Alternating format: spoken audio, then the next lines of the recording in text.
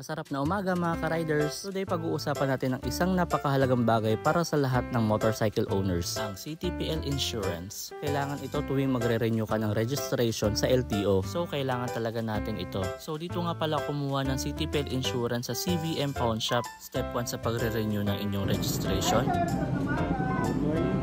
Kumuha ng CTPL insurance. Simple lang, 'di ba? Pero ano nga ba ang silbi ng CTPL insurance para sa atin? Sa CBM Pawn Shop, ang CTPL insurance natin ay may coverage na hanggang 200,000 pesos. Ito ang mga dahilan kung bakit ito napakahalaga. First, it's legal requirement. It's required by law, kaya kung walang CTPL, walang renewal. Pangalawa, coverage for third-party injuries. In case na makabangga, ang insurance company ang magko-cover ng third-party liability hanggang 200,000 pesos. Pangatlo, protection for vehicle owners. Dito may peace of mind ka dahil may coverage ka kung may mangyari sa daan. Pangapat, affordable premiums. Kasama ang CTPL, ang CBMP microinsurance for as low as 10 pesos ay protektado ka na. Panglima, contributes to road safety and responsibility. Sa pagkakaroon ng CTPL, tumutulong ka na gawing mas ligtas ang kalsada para sa lahat. At ang pang-anim, simple and quick claims process. For short, walang hassle.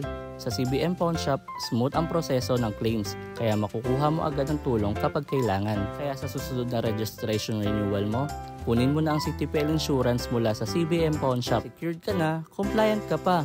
Kita-kits sa kalsada mga ka-riders.